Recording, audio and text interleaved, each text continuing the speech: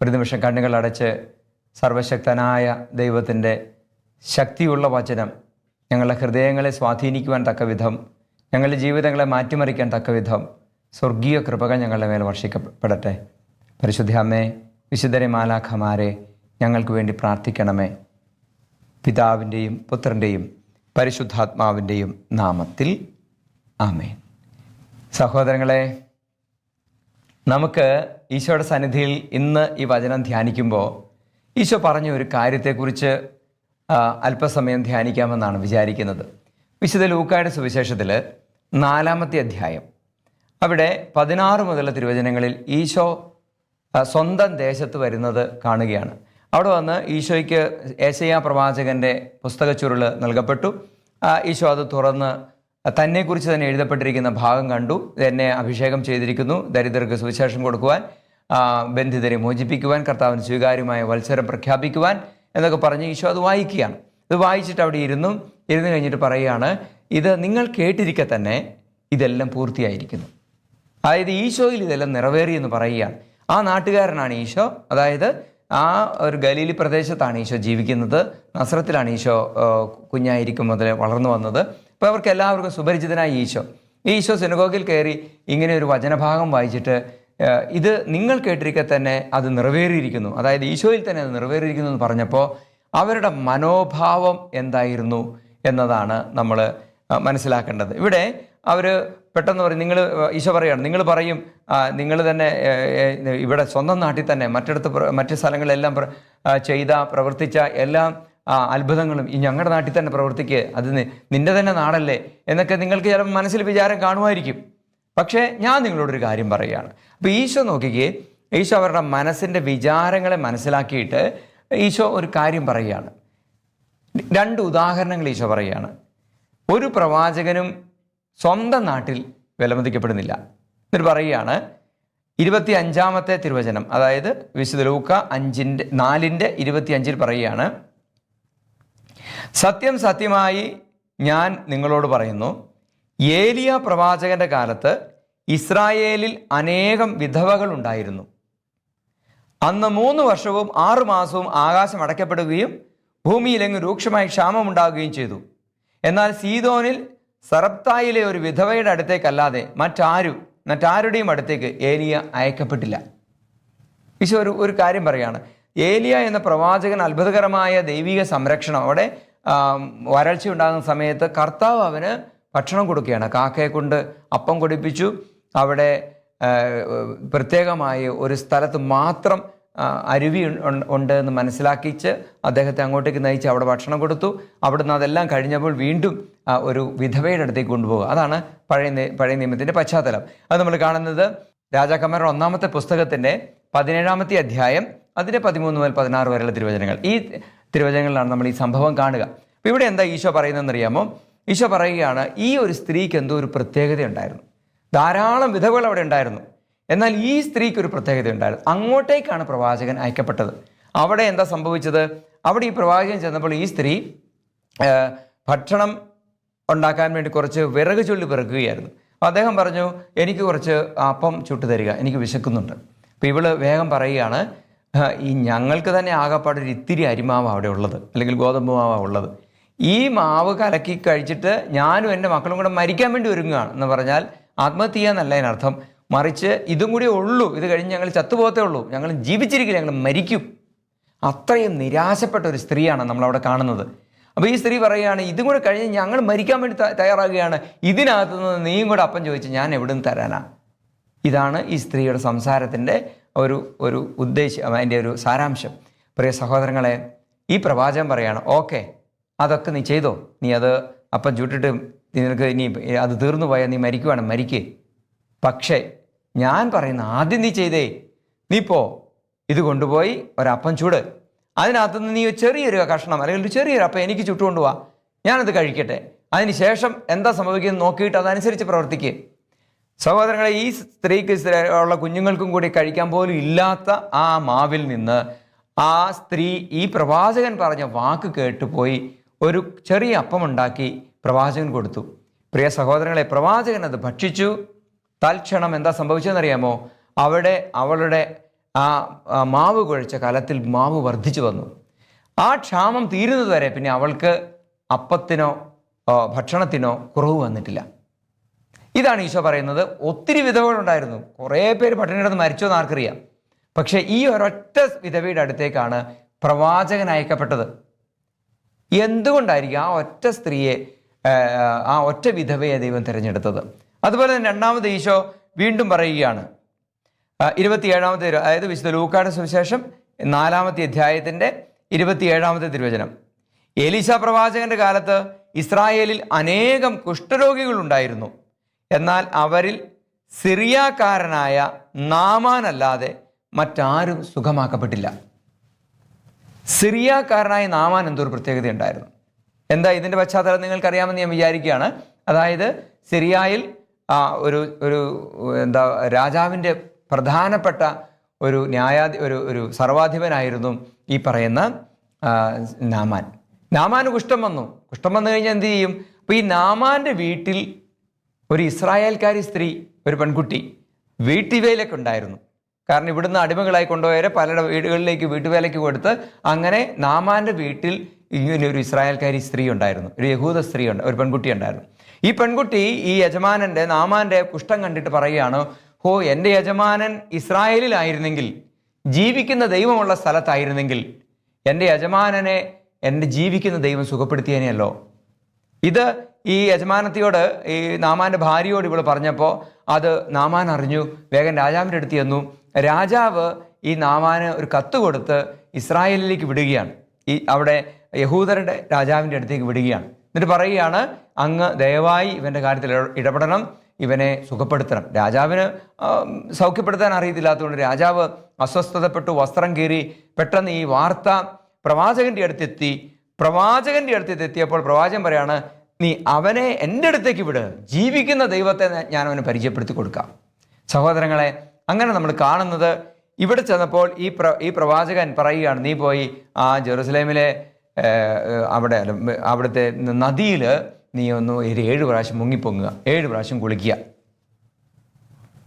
അത് കേട്ടപടി നാമാൻ അസ്വസ്ഥതയുണ്ടായി. നാമാൻ പറഞ്ഞു, ഞങ്ങളുടെ നാട്ടിൽ നദിയില്ലായിട്ടാണോ, വെള്ളമില്ലായിട്ടാണോ, അവിടെ ശുദ്ധജലം ഒഴുകാത്തതുകൊണ്ടാണോ ഞാൻ ഇവിടെ വന്ന് ഈ ജോർദാനിൽ മുങ്ങുന്നത്? ജോർദാനിൽ മുങ്ങിപ്പൊങ്ങാൻ എനിക്ക് ഒരു ജസ്റ്റ് ഒരു കുളിക്കാൻ വേണ്ടിയായിരുന്നെങ്കിൽ എനിക്ക് ഇത്രയും ദൂരം യാത്ര ചെയ്യണമായിരുന്നു. അദ്ദേഹം മനസ്സ് അസ്വസ്ഥതപ്പെടുകയാണ്. പക്ഷേ ശ്രദ്ധേയമായ കാര്യം, അവിടെ ഈ നാമാൻ്റെ ഭൃത്യൻ, വേറൊരു ഭൃത്യൻ, ആ ഭൃത്യൻ പറയുകയാണ്, യജമാനനെ, അങ്ങ് ഇവിടെ വരെ വന്നതല്ലേ, ഒരു പ്രവാചകനല്ലേ പറഞ്ഞത്, ആ പ്രവാചകൻ പറഞ്ഞതിന് പ്രകാരം ഒരു 7 പ്രാവശ്യം മുങ്ങിയാൽ നമുക്ക് നഷ്ടമൊന്നുമില്ലല്ലോ, സുഖപ്പെട്ടാൽ സുഖപ്പെട്ടു, ഇല്ലെങ്കിലും നമുക്ക് നഷ്ടമൊന്നുമില്ലല്ലോ. ഇത് കേട്ട് നാമാൻ്റെ മനസ്സ് മാറുകയാണ്. നാമാൻ വേഗം അവിടെ 7 പ്രാവശ്യം ആ ജോർദാനിൽ മുങ്ങി പൊങ്ങുകയും 7-ാമത്തെ പ്രാവശ്യം ഈ മനുഷ്യൻ സുഖം പ്രാപിക്കുകയും ചെയ്യുകയാണ്. സഹോദരങ്ങളെ, ഈ നാമാൻ എന്തായിരുന്നു പ്രത്യേകത? മറ്റു കുഷ്ഠരോഗികൾക്ക് ഇല്ലാത്ത പ്രത്യേകത എന്തായിരുന്നു നാമാന്? ഈശോ ഈ 2 പേരെ എടുത്തിട്ട് പറയുകയാണ്, മറ്റാർക്കുമില്ലാത്ത എന്തോ പ്രത്യേകത ഈ 2 പേർക്കുണ്ടായിരുന്നു. എന്നിട്ട് ഈശോ അവിടെ പറയുകയാണ്, ഈ പ്രത്യേകത നിങ്ങൾക്കില്ലാത്തത് കൊണ്ട് നിങ്ങളുടെ ഈ ഇടയിൽ എനിക്ക് അത്ഭുതങ്ങൾ പ്രവർത്തിക്കാൻ പറ്റില്ല. സഹോദരങ്ങളെ, ഇത് നമ്മൾ ശ്രദ്ധിക്കേണ്ട ഒരു കാര്യമാണ്. നമ്മുടെ ജീവിതത്തിൽ ദൈവിക ഇടപെടൽ ഉണ്ടാകണമെങ്കിൽ നമ്മൾക്ക് ഈ നാമാൻ്റെയും ഈ സെറാപ്തിലെ ആ ഒരു വിധവയുടെയും സ്വഭാവം നമുക്കുണ്ടാവണം. എന്താ ഈ സ്വഭാവം? നോക്ക്, ഞാൻ നേരത്തെ പറഞ്ഞതുപോലെ വിധവയുടെ കാര്യത്തിൽ ആ പ്രവാചകൻ പറഞ്ഞു, പ്രവാചകനാണല്ലോ പറഞ്ഞത് എന്നുള്ള ഒരൊറ്റ ചിന്തയിൽ അവൾക്ക് ഒരു പക്ഷേ അതൊരു അബദ്ധമായി പോയെന്ന് കൂട്ടുക. അവൾ പോയി ആ അപ്പം ചുട്ടുകൊടുത്തത് പ്രവാചകൻ കൊടുത്തത് ഒരു അബദ്ധമായി പോയി. കാരണം എന്താ, ഒരപ്പം കുറഞ്ഞു, പിന്നെ ആ മക്കൾക്ക് പോലും കഴിക്കാനുണ്ടാകുകയില്ല. അതൊരു അബദ്ധമാണ് ആയിരിക്കാം എങ്കിൽ കൂടി അവൾ അതങ്ങ് വിശ്വസിക്കുക. ഒരു പ്രവാചകൻ, ഒരു ദൈവസ്വരമാണ് ഞാൻ കേട്ടത്, എന്തും വരട്ടെ, ഞാനത് ചെയ്യാം. ഇതാണ് ആ സ്ത്രീയുടെ, ആ വിധവയുടെ മനോഭാവം. അതൊരു തുറന്ന മനോഭാവമാണ്, ഒരു നിഷ്കളങ്ക മനോഭാവമാണ്. അവിടെ എന്ത് ലാഭം എന്ന് ചിന്തിക്കാനോ ഇത് ബുദ്ധിയിൽ ശരിയോ തെറ്റോ എന്ന് ചിന്തിക്കാനോ ഒന്നുമല്ല അവിടെ സമയം. അവിടെ ആത്മാവാണ് ഉണരുന്നത്, ഉള്ളിലൊരു ഉണർവ് വരികയാണ്. ഈ ഉണർവോടുകൂടി ആ സ്ത്രീ പ്രവർത്തിക്കുകയാണ്. 2-ാമത്തെ കാര്യത്തിൽ നാമാനെ ഞാൻ ശ്രദ്ധിച്ചത് പ്രത്യേകിച്ച് 2 കാര്യങ്ങളിലാണ്. ഒന്ന്, അദ്ദേഹത്തിന് തന്നെ ഭൃത്യരോട് പോലുമുള്ള ഒരു മനസ്തുറവി. അതായത് ആദ്യം യഹൂദ സ്ത്രീയായ ആ പെൺകുട്ടി പറഞ്ഞത് ഇവൻ കേട്ടു. അതിനുശേഷം എന്താ, വീണ്ടും ഈ പ്രവാചകന്റെ അടുത്ത് വന്നു. പ്രവാചകൻ പറഞ്ഞ പുള്ളിക്ക് അത്ര ഇഷ്ടപ്പെട്ടില്ല. പക്ഷേ വീണ്ടും ഒരു ഭൃത്യൻ പറഞ്ഞിട്ട് പറയുകയാണ്, അങ്ങൊന്നും പരിശ്രമിച്ചു നോക്ക്. അപ്പോൾ ഇദ്ദേഹത്തിൻ്റെ മനസ്സിൻ്റെ നിഷ്കളങ്കത, ലാളിത്യം ഒന്ന് നോക്കിക്കേ. എത്ര സിമ്പിളായിട്ടാണ് ആ മനുഷ്യൻ കാര്യങ്ങളെ സ്വീകരിക്കുന്നത്. അതിനകത്ത് അതിബുദ്ധി കാണിക്കുന്നില്ല. അതിനകത്ത് ആദ്യം ഒരു ഇത്തിരി അസ്വസ്ഥതയൊക്കെ അദ്ദേഹത്തിന് തോന്നിയെങ്കിലും അദ്ദേഹത്തിന് ഭൃത്യനാണെങ്കിലും പറയുന്നതിലെന്തോ കാര്യമുണ്ടെന്നുള്ളൊരു തോന്നൽ. സഹോദരങ്ങളെ, ദൈവികമായ ഇടപെടലും ദൈവ സാന്നിധ്യവും നമ്മൾ അനുഭവിക്കണമെങ്കിൽ നമ്മളുടെ ജീവിതത്തിൽ ഈ നിഷ്കളങ്കത വേണം. നിഷ്കളങ്കത എന്നത് വിശ്വാസത്തിൻ്റെ നിഷ്കളങ്കത വേണം. ശുദ്ധ മനസാക്ഷി വേണം. എന്നാലേ നമുക്ക് വിശ്വസിക്കാൻ പറ്റുള്ളൂ. നമ്മൾ അതിബുദ്ധിയിലേക്ക് പോയാൽ നമുക്കൊരു കാര്യവും മനസ്സിലാവില്ല. അമിതമായി നമ്മൾ ചിന്തിച്ചാൽ നമുക്കൊന്നും മനസ്സിലാവില്ല. പ്രത്യേകിച്ചും ദൈവിക കാര്യങ്ങൾ മനസ്സിലാകില്ല. അതേസമയം ദൈവിക ഇടപെടലുകളാണ് നമ്മൾ ആഗ്രഹിക്കുന്നതെങ്കിൽ മനസ്സ് നമ്മൾ തുറന്നു വയ്ക്കണം. എന്നിട്ട് ഈശോയോട് നമ്മൾ പറയണം, ഈശോയെ, എൻ്റെ നിഷ്കളങ്ക മനസ്സിലാണ് ഞാനിത് സ്വീകരിക്കുന്നത്. എൻ്റെ നിർമ്മല മനസാക്ഷിയിലാണ് ഞാനിത് സ്വീകരിക്കുന്നത്. എൻ്റെ വിശ്വാസം കോംപ്ലിക്കേറ്റ്, ചിലർ പറയാറില്ലേ സിമ്പിൾ ഫെയ്ത്ത്, ബാക്കിയുള്ളവരുടെ കോംപ്ലിക്കേറ്റഡ് ഫെയ്ത്ത്. ചിലരങ്ങനെ തമാശ പറയാറുണ്ട്. സിമ്പിൾ ഫെയ്ത്ത് എന്ന് പറഞ്ഞാൽ ഉദ്ദേശിക്കുന്നത് എന്താ? നിഷ്കളങ്കമായ വിശ്വാസം, നിർമ്മലമായ വിശ്വാസം. ഒരാൾ നമ്മളോട് പറയുകയാണ് ദൈവത്തിൻ്റെ കാര്യത്തിൽ, സത്യദൈവത്തിൻ്റെ കാര്യത്തിൽ കേട്ടോ, മറ്റ് കാര്യങ്ങൾ വിട്ടേരെ, സത്യദൈവം ഈശോയുടെ നാമത്തിൽ ഇത് സംഭവിക്കുമെന്ന് പറഞ്ഞാൽ അത് അതുപോലെ നിഷ്കളങ്കമായി വിശ്വസിക്കാനുള്ള ഒരു ഹൃദയത്തുറവി, ഒരു ആത്മത്തുറവി, അതിനെയാണ് ഈശോ ഇവിടെ പ്രത്യേകമായിട്ടും എടുത്തു പറയുന്നത്. എന്നിട്ട് ഈശോയോട് പറയുകയാണ്, ഈ രണ്ടു പേർക്ക്, ഈ വിധവയ്ക്കും, സറപ്തായിലെ ഈ വിധവയ്ക്കും അതുപോലെ തന്നെ ഈ നാമാനുമുണ്ടായിരുന്ന പ്രത്യേക സവിശേഷമായ സ്വഭാവം വിശ്വാസികളായ നമുക്ക് ഓരോരുത്തർക്കും വേണം എന്നാണ് ഈശോ പറയുന്നത്. സഹോദരങ്ങളെ, നമ്മൾ ആത്മശോധന ചെയ്യേണ്ട ഒരു കാര്യം ഇതാണ്. നമ്മൾ ഒരു ദൈവിക കാര്യം കേട്ടാൽ നമ്മുടെ മനസ്സ് എത്രമാത്രം നിഷ്കളങ്കമായി ഇത് സ്വീകരിക്കുന്നുണ്ട്. ഇപ്പോൾ ബൈബിൾ വായിക്കാമെന്ന് കുട്ടിക്കോ, വിശുദ്ധ ഗ്രന്ഥത്തിലെ ഒരു കാര്യം നമ്മൾ കേട്ടു, അല്ലെങ്കിൽ ഇത് വായിക്കാൻ നമ്മുടെ മനസ്സ് തുറന്ന് നമുക്കത് കേൾക്കാൻ പറ്റുന്നുണ്ടോ? അത് മനസ്സിലാക്കാൻ പറ്റുന്നുണ്ടോ? അത് അംഗീകരിക്കാൻ പറ്റുന്നുണ്ടോ? അതെയോ അങ്ങനെയൊക്കെയാണോ, ഇങ്ങനെയൊക്കെയാണ്, ഇതൊക്കെ സംഭവിക്കുമോ, അങ്ങനെയാണോ നമ്മുടെ ചിന്ത? നമ്മൾ ഈ സംഭവം, അതായത് വിശുദ്ധ ലൂക്കായുടെ സുവിശേഷം 4-ാമത്തെ അധ്യായത്തിൻ്റെ 16 മുതലുള്ള തിരുവചനങ്ങളാണ് ഞാൻ ഹ്രസ്വമായിട്ട് നിങ്ങളോട് പറഞ്ഞിട്ട് കുറച്ച് വചനങ്ങൾ ഞാൻ നിങ്ങളെ വായിച്ച് കേൾപ്പിച്ചത്. അത് 25 മുതലുള്ള വചനങ്ങളാണ് വായിച്ച് കേൾപ്പിച്ചത്. തുടർന്ന് ഈശോ ഇങ്ങനെ പറഞ്ഞപ്പോൾ എന്താ സംഭവിച്ചത്? ഇതാണ് ആ ജനത്തിൻ്റെ പ്രത്യേകതയായിട്ട് നമ്മൾ കാണേണ്ടത്. ആ ജനം എന്ന് പറഞ്ഞാൽ അവിടെ ഉണ്ടായിരുന്ന ഒരു ഭൂരിപക്ഷം ജനത്തിൻ്റെ കൂട്ടിക്കോ. അത് 28 മുതലുള്ള തിരുവചനങ്ങളാണ്, 28, 29 തിരുവചനങ്ങൾ. ഇവിടെ പറയുകയാണ്, ഇത് കേട്ടപ്പോൾ ഈശോ ഇങ്ങനെ ഈ 2 പേരുടെ കാര്യം, അതായത് ഈ വിധവയുടെയും നാമാൻ്റെയും കാര്യം എടുത്തു പറഞ്ഞു. അത് പറഞ്ഞ് കേട്ടപ്പോൾ അവിടെ ഉണ്ടായിരുന്ന സിനഗോഗ് അവിടെ ഈശോയുടെ വചനം കേൾക്കാൻ വേണ്ടി വന്നിരുന്ന, അന്നത്തെ ആ വ്യാഖ്യാനം കേൾക്കാൻ വന്നിരുന്ന എല്ലാവർക്കും മനസ്സിൽ അസ്വസ്ഥതയുണ്ടായി. അസ്വസ്ഥത മാത്രമല്ല, ഇവിടെ പറയുകയാണ്, ഇത് കേട്ടപ്പോൾ സിനഗോഗിൽ ഉണ്ടായിരുന്ന എല്ലാവരും കോപാകുലരായി. അവർക്ക് പെട്ടെന്ന് ദേഷ്യം വന്നു. എന്നിട്ട് പറയുകയാണ്, അവർ അവനെ പട്ടണത്തിൽ നിന്ന് പുറത്താക്കുകയും തങ്ങളുടെ പട്ടണം സ്ഥിതി ചെയ്തിരുന്ന മലയുടെ ശൃംഗത്തിൽ നിന്ന് താഴേക്ക് തള്ളിയിടാനായി കൊണ്ടുപോവുകയും ചെയ്തു. അപ്പോൾ നോക്കിയേ, ഈശോയെ ഒരു രീതിയിൽ അംഗീകരിക്കാൻ പറ്റാത്ത ഒരു മനസ്സായിരുന്നു അവരുടേത്. തൊട്ടു മുമ്പ് ഈശോ വായിച്ചത് എന്താ? ഇത് ഞാനാണ് യേശയ്യാ പ്രവാചകൻ പ്രവചിച്ചിരിക്കുന്ന ആ വ്യക്തി, ആ ദൈവ വ്യക്തി. ഞാനാണ് ബന്ധിതർക്ക് മോചനവും രോഗികൾക്ക് സൗഖ്യവും ഒക്കെ നൽകാൻ അയക്കപ്പെട്ടവൻ. ഞാനാണ് ക്രിസ്തു അഥവാ മിശിഹ. ഇതാണ് ഈശോ പറഞ്ഞത്. പക്ഷേ ഇതവരുടെ മനസ്സങ്ങ് സ്വീകരിച്ചില്ല. ഇവർക്കത് സ്വീകരിക്കാൻ പറ്റാത്തത് കൊണ്ടാണ് ഈശോ ഈ 2 ഉദാഹരണങ്ങൾ പറഞ്ഞത്. പലപ്പോഴും സഹോദരങ്ങളെ, നമ്മളുടെ ജീവിതത്തിൽ ദൈവിക കാര്യങ്ങളെക്കുറിച്ച് കേൾക്കുമ്പോൾ, ദൈവത്തിൻ്റെ ഇടപെടലുകളെ കാണുമ്പോൾ, വിശുദ്ധ വചനം നമ്മൾ വായിക്കുമ്പോഴൊക്കെ നമ്മുടെ മനസ്സിലുണ്ടാകാൻ സാധ്യതയുള്ള ഒരു തിന്മയുടെ മനോഭാവമാണ്, ഇതൊക്കെ ശരിയാണോ, ഇങ്ങനെയൊക്കെ സംഭവിക്കുമോ, ഇതങ്ങനെയാണെങ്കിൽ എന്താ, ഇങ്ങനെ ആയിക്കൂടായിയുണ്ടോ, അതിൻ്റെ സൈക്കോളജി ഇതാണെങ്കിലോ. അങ്ങനെ നമ്മൾ അതിൻ്റെ ഊടും പാവും വലിച്ചു കീറി അന്വേഷിച്ച് അതെന്താണ് ശരിയോ തെറ്റോ ഇങ്ങനെയൊരു മനോഭാവത്തിലേക്ക് വരുമ്പോൾ നിഷ്കളങ്ക വിശ്വാസിയുടെ ഹൃദയത്തിലും ജീവിതത്തിലും ദൈവം പ്രവർത്തിക്കുന്ന അത്ഭുതങ്ങൾ നമ്മുടെ ജീവിതത്തിൽ പ്രവർത്തിക്കാൻ പറ്റാതെ വരും. ഇതാണ് നമ്മൾ മനസ്സിലാക്കേണ്ടത്. ചിലരുടെയൊക്കെ ജീവിതത്തിൽ നിങ്ങൾ നോക്കിക്കോ, എന്തെല്ലാം അത്ഭുതങ്ങളാണ് സംഭവിക്കുന്നത്. അത് ധ്യാന കേന്ദ്രത്തിൽ പോയിട്ട് തന്നെ ആയിരിക്കണം നിർബന്ധമൊന്നുമില്ല. അനുദിന ജീവിതത്തിൽ അവരുടെ അനുദിന പ്രാർത്ഥനയിൽ അവരെത്രയോ അനുഗ്രഹങ്ങൾ പ്രാപിക്കുന്നു, എത്രയോ അത്ഭുതങ്ങൾ കാണുന്നു. എന്തുകൊണ്ടാണ്? അവരുടെയൊക്കെ മനോഭാവം എന്ന് പറയുന്നത് വളരെ നിഷ്കളങ്കമാണ്. ഒരു പക്ഷേ ഇത് കേട്ടിരിക്കുന്ന നമ്മുടെയൊക്കെ മനോഭാവം ഈ നിഷ്കളങ്കമായിരിക്കാം. പക്ഷേ ഈശോ ഈ വചന ശ്രവണത്തിൻ്റെ സമയത്ത്, ഈ ധ്യാനത്തിൻ്റെ സമയത്ത് ആവശ്യപ്പെടുന്ന ഒരു കാര്യം, ഒന്നാമതായി നമ്മളുടെ മനസ്സെങ്ങനെയാണ്, നമ്മുടെ ബുദ്ധിയിലാണോ നമ്മൾ വിശ്വാസത്തെ കൊണ്ടു നടക്കുന്നത്, അതെയോ നമ്മളുടെ നിഷ്കളങ്കമായ ഒരു ആത്മാവിലാണോ നമ്മൾ വിശ്വാസം സ്വീകരിക്കുന്നത്?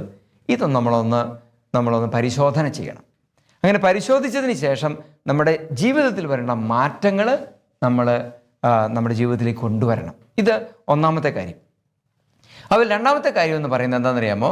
നമ്മൾക്ക് നിഷ്കളങ്കമായൊരു വിശ്വാസം ഉണ്ടെങ്കിൽ അതിനെ ഓർത്ത് കർത്താവിനെ സ്തുതിക്കുകയും നന്ദി പറയുകയും ചെയ്യുക. അതോടൊപ്പം തന്നെ നമുക്ക് നിഷ്കളങ്കമായ വിശ്വാസം ഉണ്ടാവാൻ വേണ്ടി നമ്മൾ പ്രാർത്ഥിക്കുക. നമ്മൾ ഈശോയോട് നിരന്തരമായി പ്രാർത്ഥിക്കണം, കർത്താവെ ഞങ്ങൾക്ക് ഞങ്ങളുടെ വിശ്വാസം അങ്ങ് നിഷ്കളങ്കമാക്കി തരണം. ഇവിടെ വിശുദ്ധ വചനത്തിൽ, വിശുദ്ധ ലൂക്കായുടെ സുവിശേഷം 5-ാമത്തെ അധ്യായത്തിൽ ഒരു വചനമുണ്ട്. 5-ാമത്തെ അധ്യായത്തിൽ ഈശോ അവിടെ ഒരു വചനപ്രഘോഷണം നടത്തി, അവിടെയുള്ള ആ ഒരു ബോട്ടിൽ കയറി ഇരുന്നിട്ട് വചനപ്രഘോഷണം നടത്തി. അതിനുശേഷം പറയുകയാണ്, കുറച്ചും കൂടെ നീക്കിയിട്ട് ഇന്ന സ്ഥലത്തേക്ക് വലയിറക്കുക. അത് പറഞ്ഞപ്പോൾ പത്രോസ് ലീഹ അവിടെയുണ്ട്. പത്രോസ് ലീഹയോടാണ് ഈ പറയുന്നത്. പത്രോസിൻ്റെ ബോട്ടിലാണ് ഈശോ കയറിയിരിക്കുന്നത്. പത്രോസ് ലീഹയോട് പറയുകയാണ്, നീ അവിടെ ഇന്ന സ്ഥലത്ത് വലയിറക്കിയാൽ എനിക്ക് മീൻ കിട്ടും. അപ്പോൾ പത്രോസ് ലീഹ പറയുകയാണ്, കർത്താവെ രാത്രി മുഴുവൻ അധ്വാനിച്ചതാ. 19 വയസ്സായി പത്രോസ് ലീഹയ്ക്ക്. കുറേ കാലമായി കടലിൽ അധ്വാനിക്കുന്ന മനുഷ്യനാണ്. അപ്പോൾ അദ്ദേഹത്തിന് അറിയാം രാത്രി മുഴുവൻ അധ്വാനിച്ചിട്ട് പിന്നെ പകൽ കിട്ടാൻ പോകുന്നില്ല. എന്നിട്ടും അദ്ദേഹം പറയുന്നൊരു വചനമുണ്ട് ഇവിടെ, വിശുദ്ധ ലൂക്ക 5:5. ഗുരു, രാത്രി മുഴുവൻ അധ്വാനിച്ചു, എന്നിട്ട് ഞങ്ങൾക്കൊന്നും കിട്ടിയില്ല. എങ്കിലും നീ പറഞ്ഞതനുസരിച്ച് ഞാൻ വലയിറക്കാം. നോക്കിക്കേ, ഞങ്ങളുടെ ബുദ്ധി, ഞങ്ങളുടെ അറിവ്, ഞങ്ങളുടെ അനുഭവം വേറൊന്നാണ്. ഞങ്ങൾ അതുപ്രകാരം പോയിട്ടുണ്ടെങ്കിൽ ഇനിയിപ്പം ഈ പകൽ സമയത്ത് മീൻ പിടിക്കാനൊന്നും പറ്റില്ല, ഒരു മീനും കിട്ടാൻ പോകുന്നില്ല, രാത്രി കിട്ടാത്തതാണ്. പക്ഷെ എങ്കിലും അങ്ങ് പറഞ്ഞതുകൊണ്ട് ഈശോയുടെ വചനപ്രകാരം ഞാനത് ചെയ്യാം. അപ്പോൾ നോക്കിയേ, ഈശോയുടെ വചനം വിശ്വസിച്ചത് കൊണ്ടാണ് അവിടെ അനുഗ്രഹം ഉണ്ടായത്. വിശുദ്ധ ലൂക്കായുടെ സുവിശേഷത്തിൽ തന്നെ നമ്മൾ നോക്കിയാൽ 1-ാമത്തെ അധ്യായം, അവിടെ പരിശുദ്ധ കന്യകാമാതാവിനെ കുറിച്ച് എലിസബത്ത് പറയുന്ന ഒരു കാര്യമുണ്ട്. 45-ാമത്തെ തിരുവചനം, വിശുദ്ധ ലൂക്ക 1:45. ഇവിടെ പറയുകയാണ്, കർത്താവ് അരുളി ചെയ്ത കാര്യങ്ങൾ നിറവേറുമെന്ന് വിശ്വസിച്ചവൾ ഭാഗ്യവതി. കർത്താവ് അരുളി ചെയ്ത കാര്യങ്ങൾ നിറവേറും എന്ന് വിശ്വസിച്ചവൾ ഭാഗ്യവതി.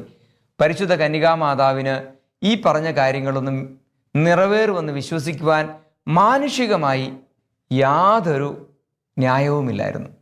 എന്താ? അവിടെ മാലാഖ വന്ന് പറഞ്ഞു, നീ ഗർഭം ധരിക്കും, ശിശുവിനെ പ്രസവിക്കും. ന്യായമായൊരു ചോദ്യം തിരിച്ചു വന്നു. അതെങ്ങനെയാ? ഞാൻ പുരുഷനെ അറിയുന്നില്ലല്ലോ. അത് കേട്ട് തൊട്ട് പിന്നാലെ എന്താ മാലാഖ പറഞ്ഞത്?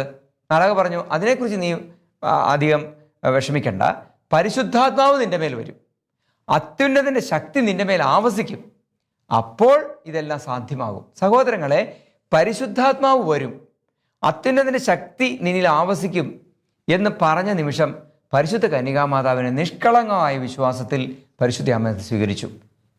അവൾക്ക് ചിന്തിക്കാമായിരുന്നു, അല്ലേ, നമ്മൾ ചിലപ്പോൾ വിളിക്കാറുണ്ട്, ഭയങ്കര എളിമയിൽ പറയുക, എളിമയാണ്, എനിക്കിതൊന്നും സ്വീകരിക്കാനുള്ള കൃപകൾ സ്വീകരിക്കാൻ എനിക്ക് യോഗ്യതയില്ല. ചിലർ എളിമപ്പെടുന്നത് അങ്ങനെയാണ്. പ്രിയ സഹോദരങ്ങളെ, ദൈവം വച്ചു നേടുന്ന കൃപകൾ നമ്മൾ സ്വീകരിക്കണം. അവിടെ നമ്മൾ എളിമ എന്ന് പറഞ്ഞ് അഹങ്കാരം കാണിക്കരുത്. അതെനിക്ക് വേണ്ടെന്ന് പറയുന്ന അഹങ്കാരമാണ്. അതിന് ഞാൻ യോഗ്യയല്ലെന്ന് പറയുന്നത് അത് നമ്മുടെ ധിക്കാരത്തിൻ്റെ ഒരു ഭാഗമായി മാറരുത്. ശ്രദ്ധിക്കണം. ഇവിടെ ഈശോ മാതാവ് പറയുന്നത് എന്താ? പരിശുദ്ധ അമ്മ പറയുകയാണ്, ഇതാ കർത്താവിൻ്റെ ദാസി, ഇതാ കർത്താവിൻ്റെ ദാസി. പ്രിയ സഹോദരങ്ങൾ, അത് നോക്കി, എളിമപ്പെട്ടു, നിഷ്കളങ്കമായി, അത്രമാത്രം ഒരു ദൈവിക ഇടപെടൽ എന്നിലേക്ക് വരുന്നെങ്കിൽ ഞാനത് സ്വീകരിക്കാൻ തയ്യാറാണ്. ഇതാണ് അവളെ അനുഗ്രഹീതയാക്കി മാറ്റിയത്.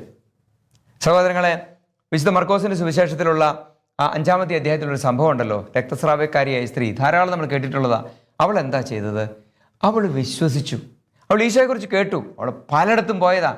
അവൾക്ക് കയ്യിലുണ്ടായിരുന്ന പണവും തീർന്നു, ആരോഗ്യം മോശമായി, രോഗം വർദ്ധിച്ചു. പക്ഷെ എന്താ ചെയ്തത്? അവൾ ഈശോയെക്കുറിച്ച് കേട്ടപ്പോൾ അവൾ വിശ്വസിച്ചു. ഓക്കെ, എൻ്റെ ഈശോയ്ക്ക് ഇത് ചെയ്യാൻ പറ്റും. ഞാൻ അവൻ്റെ വസ്ത്രത്തിൽ തൊട്ടാൽ മതി, സുഖപ്രാപിക്കും.